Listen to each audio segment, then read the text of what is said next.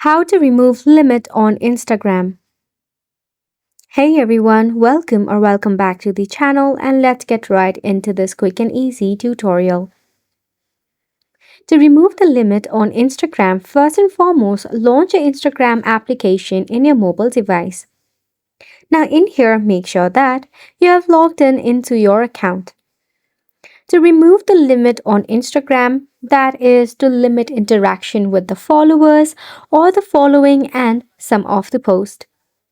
To remove it, it is pretty simple. At the bottom of the dashboard, go ahead and click on your profile icon. Now in here in the top right corner, go ahead and check out the three horizontal lines. Once you are in your settings and activity, you need to scroll down until you see the option of limit interaction. You can find this under how others can interact with you. Go ahead and tap on it. Now over here, you will see a big turn off button. You can go ahead and click on it.